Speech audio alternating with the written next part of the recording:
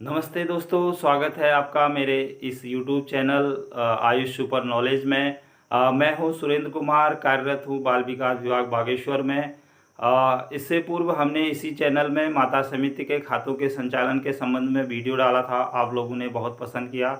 उसी वीडियो के मोटिवेट होके मैंने जैसे कि वादा किया था कि मैंने जो भी 13 वर्षों में अनुभव किया है उसको आप लोगों के साथ समय समय पर शेयर करता रहूँगा। तो आज इस चैनल का दूसरा वीडियो मैं डालने जा रहा हूं। उम्मीद है इस वीडियो को भी आप बहुत पसंद करेंगे और अधिक से अधिक लोगों को शेयर करेंगे और चैनल को सब्सक्राइब करेंगे, ऐसी मैं उम्मीद करता हूं। मेन उद्देश्य है कि सभी जो पात्र लाभार्थी है उन तक मेरा वीडियो पहुंचे, ताकि उन लोगों को अपने घर से ही जानकारी मिल जाए कि क्या करना है, क्या नहीं करना है, कैसे आवेदन करना है, कहाँ आवेदन करना है। इस योजना का जो मैं आपको नाम बता रहा हूँ उसका नाम है नंदा गौरा योजना। जी हाँ, सही सुन रहे हैं आप लोग। योजना का नाम है नंदा गौरा योजना। जो विभाग संचालित करता है बाल विकास विभाग के नाम से जाना जाता है, अर्थात महिला सशक्तिकरण एवं बाल विकास विभाग नाम है। यह विभाग इस योजना को संचालित कर रहा है। पिछले 2017 में इस योजना के अंतर्गत 7 चरणों में लाभ दिया जाता था, जो कि 2019 में 7 चरणों का जो क्लब करके केवल 2 चरणों का लाभ अब दिया जा रहा है। 2 चरणों में अर्थात 2 चरणों में 62,000 रुपया, अर्थात इस योजना में लाभ की बात करें तो 62,000 रुपया इस योजना में दिया जा रहा है। 2 चरणों में पहला चरण बालिका के जन्म पे दिया जा रहा है। बालिका के जन्म पे अर्थात जन्म के 6 माह के भीतर आपने आवेदन करना है तो आपको 11,000 रुपये की धनराशि दी जाती है। जी हाँ, परिवार की कोई भी 2 बालिका जो कि जन्म लेगी उसको 11,000 रुपये की धनराशि दी जाएगी। उसके बाद दूसरा चरण जैसे इंटर पास करती है उसको 51,000 रुपये की धनराशि दी जाती है, जो कि राज्य सरकार उत्तराखंड सरकार की बहुत महत्वपूर्ण योजना में से एक है। इस योजना के अगर उद्देश्य की बात करें तो इस योजना का उद्देश्य बालिका शिक्षा को बढ़ावा देना और घटते लिंगानुपात में सुधार लाना, बाल विवाह जैसे कुप्रथा का अंत करना, यही मुख्य उद्देश्य है। इसी उद्देश्य से योजना का संचालन किया गया है। इस योजना में कहां तक हम सफल हो रहे हैं ये तो आने वाला कुछ समय पश्चात पता मालूम चल पाएगा। तो योजना का उद्देश्य मैंने आप लोगों को बता दिया है। इसमें जो बालिकाएं अभी शिक्षित करने का जो लक्ष्य रखा गया है वह धीरे धीरे हम लोग अचीव कर रहे हैं, अर्थात आज कम से कम शिक्षा का स्तर जो है इंटरमीडिएट पास बालिकाएं हो रही है, वह इसी योजना से सकारात्मक लाभ हम लोगों को मिल रहा है। इस योजना की उद्देश्य की बात हो गई। अब बात करते हैं शर्तों की। कौन इसका पात्र है, किसको इस योजना का लाभ मिल पाएगा, उसकी शर्तों की बात मैं आप लोगों को कर रहा हूं।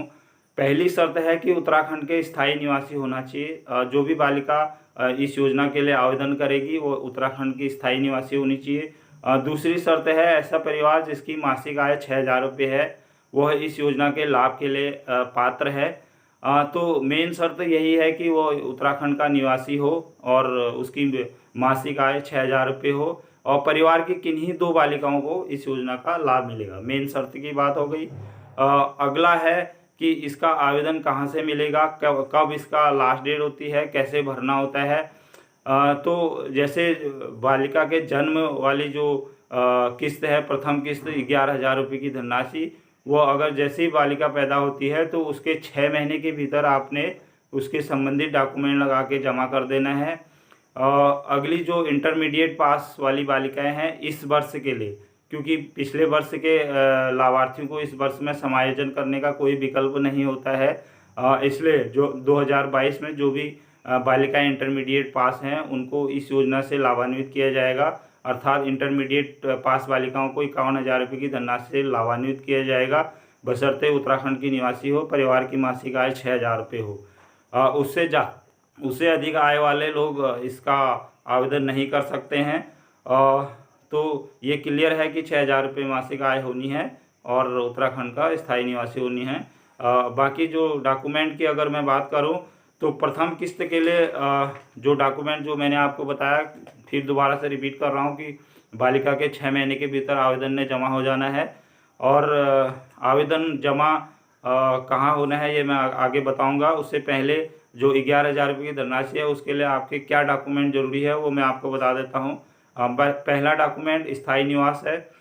दूसरा है परिवार रजिस्टर की नकल जिसमें बालिका का नाम अंकित होना चाहिए। तीसरा है संस्थागत प्रसव प्रमाण पत्र, अर्थात संस्थागत प्रसव आपका चाहे निजी अस्पताल में हो या सरकारी अस्पताल में हो या फिर एनम सेंटर में भी है तब भी आप उसका प्रमाण देंगे। खाली अगर संस्थागत प्रसव का डिस्चार्ज स्लिप होगा या फिर प्रसव प्रमाण पत्र जो कि हॉस्पिटल द्वारा मिलता है, अगर वो मिलेगा तो वो इसमें तीसरा डॉक्यूमेंट के तौर पे लगाना है। और चौथा है जन्म पंजीकरण। कोई भी सरकारी अस्पताल में अगर बालिका का जन्म होता है तो जन्म प्रमाण पत्र वहाँ से निःशुल्क मिलता है। अगर एनम द्वारा किया जाता है तो संबंधित ग्राम पंचायत विकास अधिकारी के थ्रू जन्म प्रमाण पत्र इशू होता है। जन्म प्रमाण पत्र बहुत वैल्यूएबल है आजकल, हर योजनाओं के लिए हर जगह या फिर स्कूल के एडमिशन, आधार कार्ड के लिए जन्म प्रमाण पत्र जरूरी है, तो जन्म प्रमाण पत्र लगाना भी जरूरी है। पांचवा जो डॉक्यूमेंट है आय प्रमाण पत्र, जैसे कि पहले भी बता दिया 6,000 रुपये मासिक आय, और वार्षिक की बात करें तो 7200 रुपये, 7,200 से अधिक नहीं होनी चाहिए। अगला है माता पिता संरक्षक का आधार कार्ड, अर्थात माता या पिता दोनों में से किसी एक का आधार कार्ड लगेगा, या फिर अगर माता पिता नहीं है तो उसका जो संरक्षक है उसका आधार कार्ड लगेगा। अगला है आंगनबाड़ी कार्यकर्ती द्वारा प्रदत्त प्रमाण पत्र, अर्थात आंगनबाड़ी कार्यकर्ती उसमें हस्ताक्षर करेगी, उसके लिए प्रारूप जो आवेदन पत्र है उस पर लिखा गया है। अगला है एमसीपी कार्ड, टीकाकरण कार्ड के नाम से आप लोग जानते हैं, जिसमें जच्चे बच्चा अर्थात माँ और शिशु के टीकाकरण का विवरण होता है, वह कार्ड 8वां डॉक्यूमेंट है। और 9वां है संयुक्त खाता, अर्थात माँ के साथ बच्चे का, बालिका का संयुक्त खाता जो कि बैंक में खुलता है वो भी जमा होना आवश्यक है। तो इस प्रकार कुल 9 डॉक्यूमेंट इसमें हैं जो मैं आप लोगों को बताया। ये फर्स्ट किस्त के लिए है, अर्थात 11,000 की धनराशि के लिए है।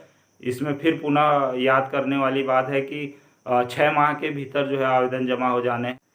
अब बात करते हैं इंटरमीडिएट, अर्थात 51,000 रुपये, जो कि बहुत बड़ी धनराशि है और एक बालिका के जीवन में काफ़ी कुछ सुधार ला सकती है 51,000 रुपये की धनराशि। तो जो भी बालिकाएं 2022 में इंटरमीडिएट पास हुई हैं उसकी जो अंतिम तिथि की बात करें तो 30 नवंबर लास्ट डेट होती है, लेकिन योजना पहले आओ पहले पाओ के अनुसार है, अर्थात जो पहले आवेदन करेगा उसको पहले लाभ मिलेगा। अगर बजट का अभाव होगा तो अगर जिसने लास्ट में आवेदन किया है उसको मिलने में थोड़ा विलम्ब हो सकता है। तो कोशिश करें कि पहले आओ पहले पाओ और समय से अपना आवेदन संबंधित बाल विकास परियोजना कार्यालय में जमा कर ले। इसके जो डॉक्यूमेंट की बात करें सेकंड किस्त अर्थात 51,000 की धनराशि के लिए, इसमें भी जो पहला डॉक्यूमेंट है स्थायी निवास है, जो कि स्थायी निवास बालिका के नाम से ही होगा। और जो बच्चों के लिए है स्थायी निवास माँ बाप पेरेंट्स में से दोनों में से किसी एक का चल सकता है। और दूसरा इसमें डॉक्यूमेंट इसमें भी आय प्रमाण पत्र है जो कि 6,000 रुपये होनी चाहिए। तीसरा इसमें 12वीं उत्तीर्ण का अंक पत्र और सर्टिफिकेट प्रमाण पत्र जिसको कहते हैं। चौथा है जन्म प्रमाण पत्र, अथवा अगर जन्म प्रमाण पत्र नहीं भी है तो हाई स्कूल का प्रमाण पत्र इसमें मान्य होगा। पांचवा है परिवार रजिस्टर जिसमें बालिका का नाम अंकित होगा। छठा राशन कार्ड और सातवां आधार कार्ड जो कि लाभार्थी का होगा आधार कार्ड। और आठवां है लाभार्थी की बैंक पासबुक की कॉपी जो कि लाभार्थी के नाम, अर्थात जो बालिका इंटरमीडिएट पास हुई उसी के नाम से खाता होगा। अगला है निर्गत प्रमाण पत्र टीसी जिसको कहते हैं, अर्थात योजना का उद्देश्य यही है कि बालिका अपनी शिक्षा को जारी रखे। जारी जो शिक्षा रखती है अर्थात जो ग्रेजुएशन में एडमिशन लेती है उसी को टीसी मिलता है, तो इसलिए टीसी की इसमें अनिवार्य कर दिया गया है। क्योंकि अधिकतर लोग क्या करते हैं कि जैसे 51,000 की धनराशि मिल जाती है तो बालिका की शादी तय कर लेते हैं, अर्थात उस धनराशि को बालिका की शादी में उपयोग कर लेते हैं, जो कि गलत है। उद्देश्य उसमें जो है फुलफिल नहीं हो पा रहा है, अर्थात कहीं ना कहीं बाल विवाह को बढ़ावा मिल रहा है और बालिका शिक्षा से वंचित रह रही है। उद्देश्य योजना का यह है कि बालिका अपनी एजुकेशन को बरकरार रखे, उसको उच्च शिक्षा हासिल हो। इसी उद्देश्य से 51,000 रुपये की धनराशि सरकार द्वारा दी जा रही है। अगला लाभार्थी की पासबुक मैंने आपको बता दी है। निर्गत प्रमाण पत्र अर्थात टीसी भी जरूरी है। और इसमें जो अगर बालिका अगर प्राइवेट पास हुई है या फिर ओपन यूनिवर्सिटी द्वारा जिसने इंटरमीडिएट पास किया है, तो वो स्वप्रमाणित अपनी जो है मार्कशीट या फिर सर्टिफिकेट जमा करेगी। और अन्य जो बालिकाएं हैं, वो जो संस्थागत बालिकाएं हैं, वो अपने प्रधानाचार्य से निर्धारित फॉर्म को अग्रेसारित कर हस्ताक्षर करवाएंगी। और साथ में जो आंगनवाड़ी कार्यकर्ती है उससे भी प्रमाण पत्र लिया जाएगा। और योजना जो है इंटरमीडिएट पास बालिकाओं के लिए है, और शर्त ये भी है कि वो अविवाहित होनी चाहिए, अर्थात विवाहित बालिका इसके लिए आवेदन नहीं कर सकती है। तो जिस दिन आवेदन अगर कर रही है उस डेट तक कम से कम बालिका ने अविवाहित होना है, और इसका प्रमाण पत्र संबंधित आंगनवाड़ी के माध्यम से और स्वघोषणा संबंधित बालिका करेगी कि मैं वर्तमान में अविवाहित हूँ, तभी इस योजना का उसको आवेदन जमा होगा। अब ये मैंने बात कर दी आपको कि इसकी क्या शर्तें हैं और इसके क्या उद्देश्य हैं, और इसमें जो है क्या क्या डॉक्यूमेंट फर्स्ट किस्त के लिए हैं, क्या क्या डॉक्यूमेंट सेकंड किस्त के लिए हैं। तो बात हो गई कि फर्स्ट किस्त के लिए क्या क्या डॉक्यूमेंट चाहिए और सेकंड किस्त के लिए क्या क्या डॉक्यूमेंट चाहिए। अब अन्य महत्वपूर्ण बात यह है कि यह आवेदन कहाँ से मिलेगा। तो इस आवेदन के लिए आप लोग बागेश्वर की वेबसाइट bageshwar.nic.in से भी इसको डाउनलोड कर सकते हैं फॉर्म को। उसमें दोनों किस्त, फर्स्ट किस्त और सेकंड किस्त के फॉर्म अवेलेबल हैं। या फिर आंगनबाड़ी कार्यकर्ती या फिर संबंधित बाल विकास परियोजना कार्यालय या फिर जिला कार्यक्रम अधिकारी कार्यालय से यह फॉर्म निःशुल्क मिल सकते हैं। इस फॉर्म की कोई भी फीस नहीं है, और जो भी संबंधित जो भी लाभार्थी हैं वह इस योजना का अधिक से अधिक लाभ उठाएं और समय पर उठाएं, क्योंकि बाद में इस योजना का कई लाभार्थी ऐसे आते हैं कि योजना अगर उसकी समय निकल जाता है उसके बाद वो लोग आते हैं, बहुत अनुनय विनय करते हैं, लेकिन हम लोग या फिर विभाग उसको एक्सेप्ट नहीं कर पाता है। तो इसलिए इस वीडियो के माध्यम से मुझे उम्मीद है कि आप लोगों को जो भी इसके नियम शर्तें हैं वो मालूम चल गया होगा। मेरा अनुरोध रहेगा समस्त आंगनवाड़ी कार्यकर्ती से, समस्त माननीय जनप्रतिनिधियों से और समस्त प्रधानाचार्यों से और समस्त टीचिंग स्टाफ से कि अधिक से अधिक इस वीडियो को प्रसारित करें, ताकि जो पात्र लाभार्थी हैं कोई भी ना छूटे, वो समय से आवेदन कर सके। अंत में मैं यही कहूँगा कि आप लोग मेरे इस YouTube चैनल को सब्सक्राइब कर लें और इसको हो सके तो लाइक कर लें। अगर मेरे द्वारा जो छोटा सा प्रयास किया जा रहा है, उम्मीद करते हैं आप उसको जो है ज़रूर सराहेंगे या फिर उसका लाभ लेंगे। इसी उम्मीद के साथ मैं आज आपसे लेता हूँ विदा। जल्द मिलते हैं अगला नई जानकारी के साथ, एक नए वीडियो के लिए। एक नए वीडियो के साथ ज़रूर मिलेंगे। आप सभी का बहुत बहुत धन्यवाद। Thank you so much.